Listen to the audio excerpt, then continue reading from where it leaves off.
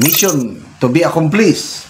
Sa panayam sa YouTube channel ni dating News 5 Chief Lucy Cruz Valdez, inamin ni Ombudsman Boying Rimulya na na-diagnose siya ng sakit sa puso at cancer sa dugo noong 2023. Ito nga ho ang pag-usapan natin ngayon mga ka-reaction update page. Wala ho tayong mas mahabang pag-usapan dahil ito po ang hot topic for today. Itong si Bonjing Rimulya.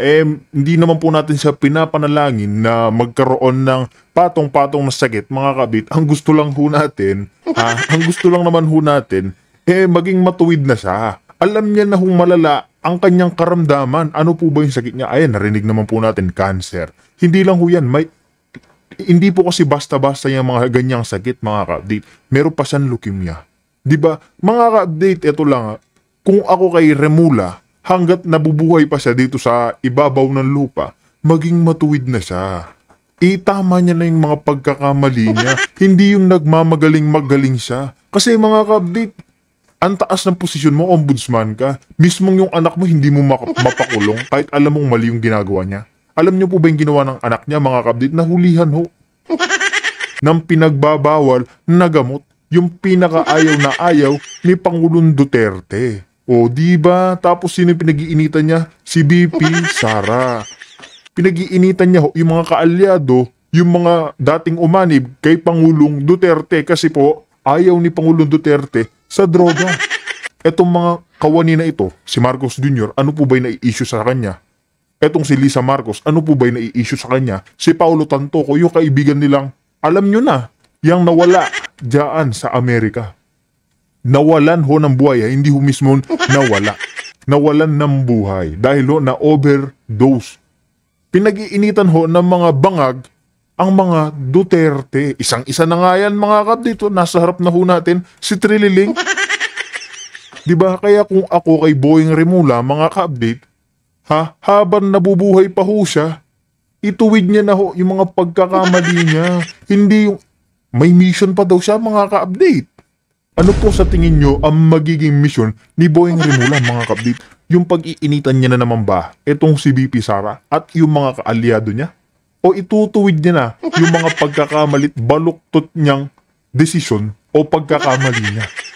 Yan ho yung malaking katanungan. Kasi ito, hindi na po naman natin pinapanalangin nga na mga ka-update na mawala siya dito sa mundo. Pero malala ho yung sakit niya. Oras na tamaan at tamaan na naman siya niyan. Naku, Boying Rimulya.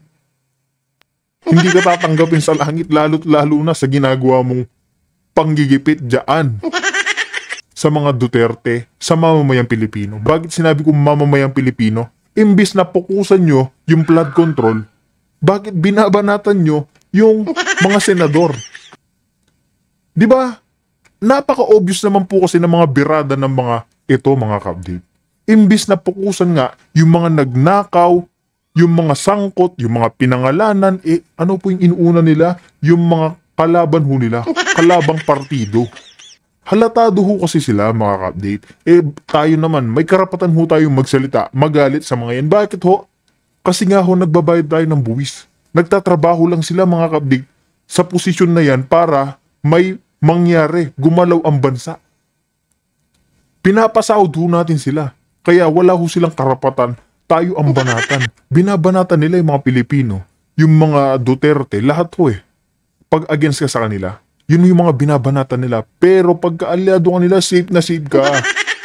Diba? Kung hindi bangag yung mga ito, mga ka-update, uunahin ho nila yung mga magnanakaw, yung mga korap na politiko, yan po sana yung pinupukusan nila, hindi yung mga against sa gobyerno. Yung mga Duterte, hindi ho yung ganun. Isipin mo ito. Ito na si mga kabit. Diretsa na natin dito kay Trililing. Diba? Isa din po kasi bangag yan Nagalit na galit kay Pangulong Duterte. Tingnan mo, nagsalita na naman ho. Basahin na lang ho natin Davao is the most dangerous city in the Philippines. That time when Rodrigo Duterte, was the mayor. Talaga pong dangerous ang Davao City. Alam niyo po kung bakit? Dangerous ho yan sa mga adik. Sa mga humihit-hit. Diba? Patawa ho yan mga ka-update. Tanong mo kahit sino diyan sa mga Davao, sa nasasakupan ni Pangulong Duterte, kung gaano ka-dangerous sa mga adik yan. Di ba? Nilinis ho ni Pangulong Duterte yan. Nagpakasama ho siya sa kanyang sarili, linisin lamang yung kanyang lugar, pati nga yung Pilipinas eh. Kung pwede nga lang makaka-update, 20 years mamuno si Pangulong Duterte, 30 years, 50 years, papayag ho yung mga Pilipino, mga OFW. Papayag ho sila. Bakit to? Malinis po yung panunungkulan at malinis po yung puso ng isang Duterte. Nakita ho natin yan noon lumukulok siya. Nakita ho natin yung totoong serbisyo, pagmamahal niya ho sa mga Pilipino. Kaya malayo na itong pinagdadakdak ni Trililing, kasi mga ka-update yan si Trililing, noon pa man, basta may nakaluklok dyan, kung kanino yung pera, doon ho siya kumakampi. Alam po yan ng lahat ng tao. Alam po ng taong bayan yung pagsisip-sip ni Trililing. Kaya mga ka-update, wag na ho nating pahabain itong ating intro. Kasi pag-usapan ho natin itong nangyayari kay Boying Rimula, kung nakakarma na nga ba o gusto niya pang ituwid ang sarili at buhay niya. Kaya mga ka-update, kung bago lang kayo sa ating channel, isang like, isang share, so subscribe lamang ho. Napakalaking tulong na yan. Kaya mga ka-update, rekta na ho tayo. Gumaling na raw siya sa naturang mga karamdaman sa tulong ng kanyang anak. Tingin din niya, nagtuloy-tuloy ang kanyang paggaling dahil marami pa siyang tungkulin na dapat gawin sa buhay. Taong 2023, nang mag-leave si Rimulya, dating DOJ Secretary ng 10 araw dahil sa personal reasons. Okay, so ayan, maganda at umamin siya na yun pala ang karamdaman niya, di ba?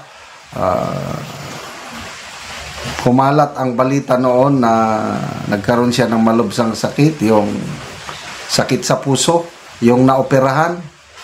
Hindi lang pala yung, ang alam ng publiko, yun lang, sakit sa puso, bypass, quadruple bypass operation, nagkaroon pa pala siya ng leukemia.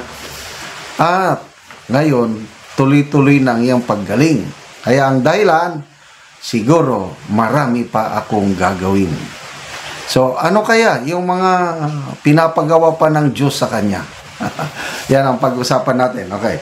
Basahin natin ang mga comments, reaction ng mga tao. 7,500. Di ba? Yung mga ganitong galing. Maraming matuwa, maraming mag-love, maraming ano. Kaya lang, nakakapagtakaw. Ito, nandito gusto ko lang i-share. Ito, pulso ng taong bayan. Marami bang nagmamahal kay Boying Rimulya? Tingnan ko ilan ang nag-love. 7,500 people who reacted. Ang nag-love lang is 126. Sino bang magmamahal dyan sa taong yan? Ginigipit nga niya yung mga Pilipino eh. Diba? Obvious naman kasi yung ginagawa nilang mga ka-update na pinupolitiko lang ho nila. Tapos hindi lang yan. Kung makikita ho natin sa social media ng mga, alam niyo na, try nyo ho pong silipin na yung kanilang mga hard reaction, sila Marcos Jr., sila Martin Romualdez. Tignan nyo lang po mga ka-update. Ipakita lang po natin ang mabilisan sa inyo. Silipin nyo lang kung may konting oras po kayo. Yung mga nagpumupuso ho dyan, mga trolls. Yung mga binabayaran ho nila. Yan po yung mga totoong mga taga-suporta daw nila. Mga bots po kung tawagin niya mga yan eh. Diba? Kaya makikita mo minsan maraming puso. Silipin nyo kung sino-sino yung mga yun. May mga Vietnamese, Indonesian, yung mga nagre-react ho ng puso sa kanila. Hindi naman po totoo ng tao. Mga AI ho sila. Mga hindi totoong tao. Diba? Sino magmamahal kay Rimula? Sino? Tanong ko lang ho. I-comment nyo po yan sa ating comment section para naman mapag-usapan natin kung isa ka rin po sa nagmamahal dito kay Rimula na sinasapanan lang naman ng pera ni Tambonjing. Diba? Mas marami pa yung galit, 159. Ang nag-like lang, 1,000. Ang tumatawa, 6,200. Ano po ang ibig sabihin nito? Bakit mas marami yung galit? Bakit mas marami ang tumatawa sa paggaling na ito? to me, consider ito miraculously. Di ba yung leukemia, ang hirap na sakit yan. Ang hirap. Yung sakit sa puso, dahil sa galing ng mga doktor natin, pwede pa yan. Makaligtas ka. Kailang leukemia, ang hirap na. Kaya it's a miracle. So,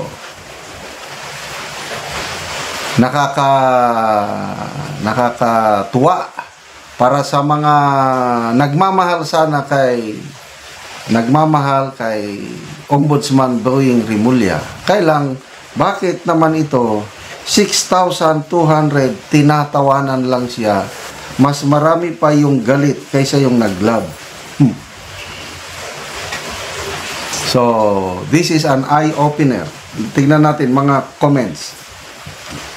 Jo Marie Alanggaw, buhay kapag masama.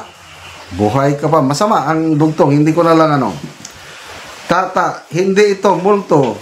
Kundi, again, masama yung dugtong. Hindi ko na lang basahin. Rachel Quiñones, congratulations, mahal na low bender. Magaling ka na pala. Sana tuluyan na lang. Disong Pietro, kalit rani kamatay pohon. Wag naman. Ampado Jepti, ay, good news pala. May sakit ka. Dapat umayos ka sa mga gagawin na desisyon mo. Unahin mo anak mo bago mahuli ang lahat. Gawa ka ng mabuti. Huwag puro puna sa mga dinyo kalyado. Linisin mo ang hanay mo. Correct. So, binigyan tayo ng pagkakataon ng Diyos na mabuhay pa muli. Kung ako yan, ay talagang I will dedicate now the rest of my life in serving God, country, and people. So, bibira yung ganyang mabigyan ng pagkakataon. So, sana naman, yung totohanan na wag lang puros Duterte. Meron lang akong nabasang posta. I hope it is true.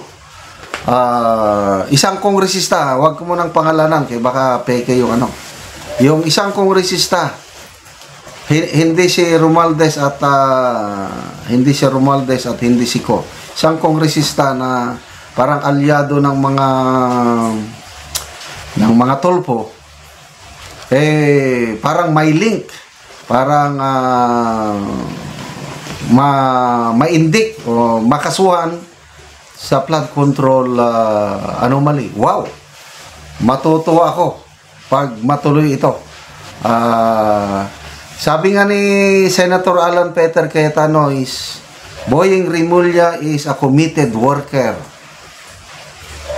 O siguro nga, wag lang yung committed lang para sa Duterte. Kasi mayroon siyang mga statements na nabasa ko, post lang ito na he will dig it all. Lahat daw ng complaints sa war on drugs ni PRRD, walang katin niya. BP Sara, pag-aralan ng ayan nga mga kabdit, ang pinakamalaking lang ho dyan, pera-pera nga ho kasi yan. Tingnan mo, inappoint siya ni Marcos Jr. bilang ombudsman kahit hindi ho siya pitted. Marami na ho nakakaalam, hindi ho siya pitted bilang ombudsman. Wala po siya sa qualification, bagsak ho siya. Pero dahil nga malakas yung kapangyarihan ho nila, may basbas ho sila, nagagawan ho nila ng paraan. Kaya ngayon mga kabdate, ang ginigipit ho nila, ang mga Duterte. Sinabi na ho yan ni Sen Aimee, na etong si BP Sara, pinagpaplanuhan ho nilang i-impeach yan next year. Alam nyo po kung bakit? Kasi nga mga kabdit, sa 2028, oras na umarangkada si BP Sara, lilinisin niya ho yung mga balasubas ang mga pagtatrabaho sa gobyerno. Ayaw ho nilang matapatan yan. Kasi nga mga kabdit, ito na po yung kinikilabutan na sila. Pag-uusapan din ho natin yan. Ito ngang sinabi ni Martin Luther King na tatapat kay BP Sara sa 2028. Kaya mga kabdit, talaga pong nakakatawa na lang sila eh. Pinagmumukha na lang ho nilang katawa-tawa yung mga sarili nila. Kahit na po, wala ho silang tsansa. Pag lumaban si BP Sara bilang presidente, sino pong tatapat sa kanya? Si Ontiveros? Sino pong tatapat sa kanya? Wala akong makakatapat kay BP Sara. Lalo na ngayon, sa mga panahon ngayon, nakikita ko yung pagsiservisyo niya. Yung mga nasalanta dyan, tinutulungan ho niya. Wala pa man alam itong si Marcos Jr. na si BP Sara tumutulong na. Kahit maliit nga yung budget niya, tinutulong niya pa. Di ba? Kaya makikita natin mga kapatid, pag hindi na-impeach si BP Sara at hindi napatalsik bilang vice-presidente, mapipinis na ho yung mga tiwali sa gobyerno. Lilinisin ho yan ni BP Sara. Pangulo sa 2028 at talunin si BP Inday Sara. Ayon kay Romualdez, depende ito sa mapag-usapan ng kanyang mga kalyado sa 2028 kung sino ang maging pambato nila at sino ang tatakbo. Okay. So, tingnan natin. People who reacted. Ano sa tingin nyo? Anong chances ni Martin Romualdez na tatalunin niya si BP Sara sa 2028? Okay. People who reacted. 1,500 nag-react. 1,200 tumatawa, 193 ang galit, 84 lang ang nag-like sa kanyang pahayag.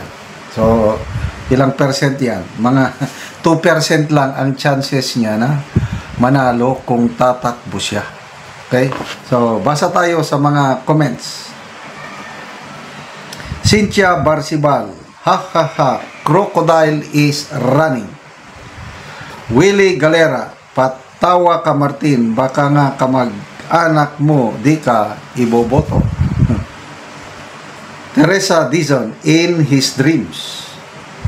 June Tabilara, in your dreams. Rezen Troy, best joke ever. Arlene Sabanal, don't make me laugh. Patawa nga. Bernard San Luis, Picos Choice, hello Garcia. Yun ang delikado. Pag ipagana ang Picos machine, delikado. I don't know kung ano ang kahinatnan sa manual recount ng sino bang magre-recount doon? Kasi may nagpetisyon ng mga kandidato na i-recount at ang alam ko, approve na. Kailan kaya masimulan yung recount ng mga senador dahil di ba nung survey malayo man malayo sina Kiko Pangilinan, malayo sina Bamakino, biglang nanalo. Kaya alatado yung hindi kontento yung ibang kandidato ng PDP. Alam ko yan si Attorney Bondok ata yung isang nagreklamo at alam ko approve na at magkakaroon ng manual recount sa boto ng mga senador. Okay. So, malayo-layo pa ang 2028, kailang lahat ng nangyayari sa political arena ngayon is doon ang punteriya. So, itong ginagawa nila ngayon na mga kaso, kaya pag-imbestiga na naman sa mga kaso ng mga Duterte, plano nila talaga na gibain ang kredibilidad ng mga Duterte. Hindi lang si BP Sara, pati si Tatay Digong. Yung pronouncement ng ombudsman. Ayan mga kapatid, kaya ganyan na lang ho nila siraan, banatan yung mga Duterte. Kasi nga ho, yan lang ho yung kaya nilang gawin.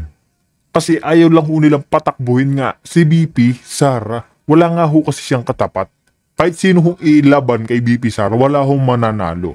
Kaya mga ka-update, ano ho sa tingin nyo ang mangyayari? Magbabago na nga ba itong si Boying Remula o hindi? Diba, malala na yung sakit niya eh. Kaya kung ako sa kanya, mga ka-update, advice lang, ituwid niya na yung mga pagkakamali niya. Itaman niya na yung mga pagkukulang niya. Lahat ho ng kabalbalang ginawa niya, gawan niya na ng paraan para magbago siya. Hindi yung alam mo nang malapit ka ng kunin ng Panginoong Diyos. Hindi naman po natin pinapanalangin ganyan, mga ka-update. Pero alam po natin yung sakit na leukemia. Traitor ho yan. Traitor ho yung sakit na leukemia. Kaya kung ako ay Boying, magbago ka na. Mamang Boying, huwag ka nang pasilaw sa pera. Sinasabi ko na sa'yo. Itama mo na yung mga pagkakamali mo. I-impeach si Marcos Jr. Yan ang mangyari.